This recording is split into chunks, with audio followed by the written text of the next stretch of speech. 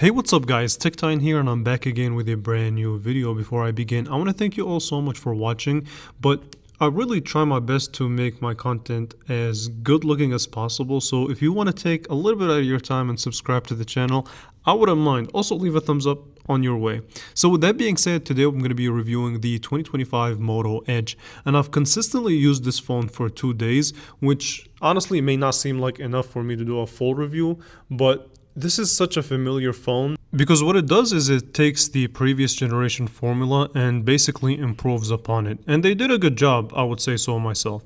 So one of the first things that I want to cover here is within the design itself. So again, a very familiar look and feel of the phone. So they still use these kind of Pantone colors in their vegan leather material. If you have the US version, you only get one color option. If you have the international version, which I think they call the Moto, I think it's like the Moto Edge 60 or something like that, then you get a little bit more versatile colors, which is disappointing. We just get one and they get more, but it is what it is. So it feels good in the hand. It's definitely grippy as far as that material goes. Now the durability and the longevity is just a matter of time, so I can't really speak on that yet. But as far as I'm concerned, if the previous model is any kind of indication, then it's going to be fine. So if you look at the bottom, you get your SIM slot, your USB-C that's capable of 68 watts of wire charging, as well as a loudspeaker and a microphone. The right-hand side does have your power button, volume up and down, and the rails of the phone are made out of metal. But one of the complaints that I had about the previous generation is back this time. So the very thin rails that allow for a very thin buttons, they make it a little bit uncomfortable to use, but over time I got used to it. You also get your triple camera setup that have been improved with your LED flash. We're going to have a conversation about that later on in the video, so stay tuned. Overall though, the sides themselves do have this kind of uniform edge from the back to the front of the phone. And listen, the only thing that I can see here also is that the camera module did get slightly larger, which means that this phone will just not sit flat on a flat surface. Now, it does have this AI button, which is disappointing, but again, I will talk more about that later on. So lastly, in design, this phone does get IP69 and military certification to withstand sort of extreme conditions. But overall though, from a design perspective, a very familiar design, but definitely welcomed improvements. So next I would like to speak about the display here, and this is definitely a good quality display, and it's larger than the previous 6.6 inch. So now this time you get a 6.7 inch 1220p display, and it has the following specs. So you get 120 Hz of refresh rate, HDR10 plus support, is 2-bit high peak brightness of 4500 nits, but the slider would only allow you to go up to 500 nits. It only will use that high peak brightness when you're in extreme conditions or a really high sunlight. That auto brightness will kick in and will allow you to get to that extreme 2200 nits of peak brightness, as some people tested. Now it does have a 92% screen to body ratio, and the curvature around the display itself is found not only on the edges, but it also slightly curved on the top and the bottom of the phone, which is again an improvement from the previous generation. I think it makes this phone look a little bit more uniformed. Now as far as the edges themselves, you either love them or hate them. I was able to actually withstand it and get used to it. I didn't really mind it after some time. I know it's kind of old school, but they still work fine. And viewing your phone, watching videos, going through social media, or doing anything that would actually require you to use this display is definitely going to be a high quality, enjoyable experience. And you need to remember that this phone does start at $549, so it's in the mid-range, definitely worth looking at. So yeah, overall though, this is definitely a good display that I'm not really too mad at. They've improved the design of the display and they improved the brightness of the display. If there's one thing that I don't like is that it is kind of reflective, so it doesn't have any kind of anti-reflective coating or anything like that. But if you can get past that, then this is definitely a really good display. Now I want to cover the performance and the specs here a little bit. So instead of a Qualcomm chip, Motorola decided to go with the MediaTek Dimensity 7400 Ultra based on a 4nm architecture, and it is an octa-core bundled with the Mali G615 MC2 for your GPU, 256GB of base storage, which is fantastic, 8GB of RAM, and a 5200 milliamp hour battery with 68 watts of wire charging and 15 watts of wireless charging. As far as charging speeds go, this phone charges stupid fast, so 45 minutes can get you to 100% if you use their proprietary adapter. Now, let's talk a little bit about this AI button. So Motorola has a button now on the left hand side, which they did have on the previous generation, and the previous generation had a customizable button that had nothing to do with AI, but this time it's a strictly AI button. You can either turn it on or turn it off, but what you cannot do is customize it. Now, don't get me wrong, right? It gives you some good options to use as far as AI capabilities. So you have things like this thing called Catch Me Up, Pay Attention, and Remember, and this kind of magic canvas, which are nice tools, but I just wish, this being an Android phone, a mid-range Android phone, I think a customizable button would have been more worth your while.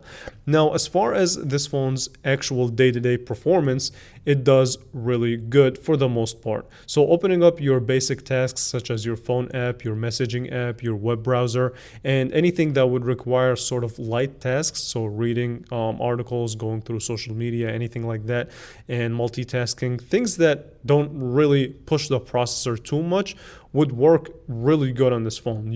I haven't really had any glitches in the past couple of days, so that should be a good sign, right? Now, the longevity of the performance is something that needs to be tested further down the line, but we'll see. And as far as for the, web browsing and, just your basic tasks, like I said, this phone is fantastic. Now, I know there are people out there that love to see benchmark scores, so let's have a little conversation about it. So in synthetic benchmarks, this phone has the following scores. So on a single core, you will get a 1061. On a multi-core, you will get 2890, which will not really blow your socks off, but it's a mid-range phone. It's definitely 15 to 20% faster than the previous model, but nothing too dramatic. As far as gaming and actually pushing this phone further, then I would say that the kind of performance in that regard, it's going to perform well, but it does heat up slightly as well. So it's not the best in thermals, but as far as just playing games like 3D games or something like that, for a certain amount of period of time, you'll be fine.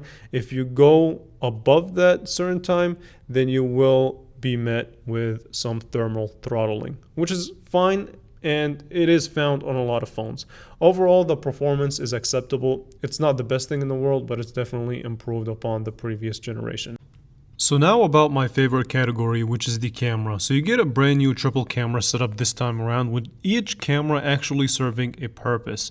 So your main camera is a 50 megapixel sensor with optical image stabilization that has a f1.8 aperture. You also get a 10 megapixel telephoto lens that's capable of 3 times optical zoom with optical image stabilization, and you get a high resolution 50 megapixel 122 degree ultra wide sensor.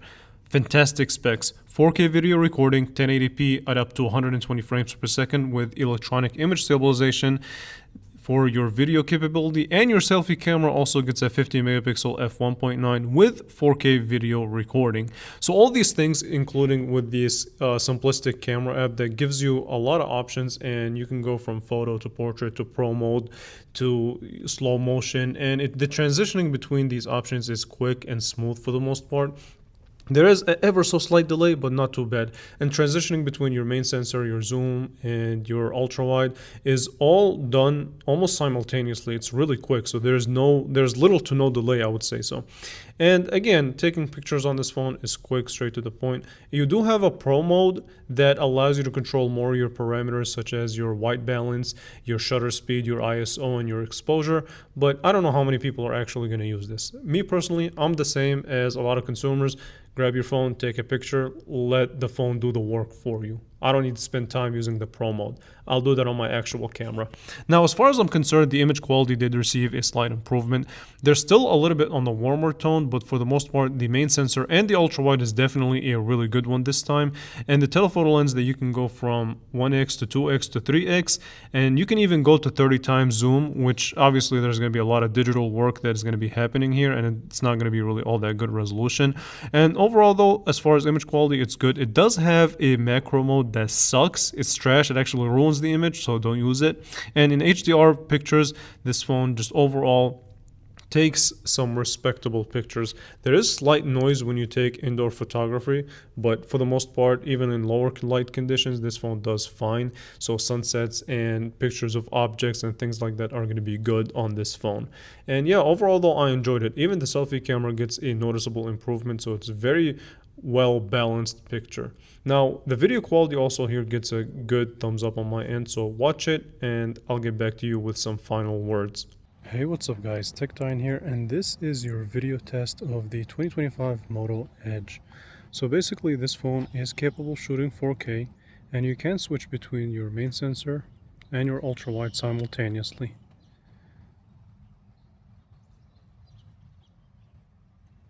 which gives you that sort of wider field of view. But obviously you will lose quality, so if you want the best quality, stick to your main sensor. Now you can go from your main camera to your selfie camera like you could with some Samsung devices, but for the most part, it seems pretty good. It might seem on the viewfinder that it kind of overexposes a little bit, but not too shabby. I think it's alright. So this is your selfie camera on the 2025 Moto Edge. It's not that bad. Really high resolution for a selfie camera. So also gets a thumbs up from me, and it does a pretty good job of blurring out the background a little bit. So let me round everything up in a conclusion for you. So this phone starts at $549, and it's definitely a competitive price point considering that there are also a lot of phones like the Nothing phones and the OnePlus devices that are in a very similar price range to this phone. Even something like the CMF phone would be kind of comparable, but not really. I will be doing comparisons between this phone and the Nothing phone and the OnePlus, so stay tuned and stay subscribed to see which one would be the best option for you. But strictly talking about the 25 Moto Edge, this is definitely an enjoyable phone to use. I really have little to no complaints. Yeah, the performance may not be top notch, but other than that, I mean, the 5200 milliamp hour battery is really good. It's larger than some flagships, believe it or not. The fast charging capability is nice. The military spec, the IP69, the display of this phone. So this phone checks a lot of good boxes. So it definitely gets a thumbs up from me, and I do recommend it. But I would love to hear from you guys, so let me know in the comments below. Would you like this? Would you buy this phone? Would you not? What do you think about the 25 Moto Edge? Is it good? Is it not? Let me know. So I want to thank you all so much for watching, and again, if you did enjoy this video, consider subscribing. A lot of great content is coming soon, and I did really put a lot of work into this video, so hopefully it paid off. With that being said, thank you all so much for watching, and I will catch you guys in the next one. Alright, thank you for watching.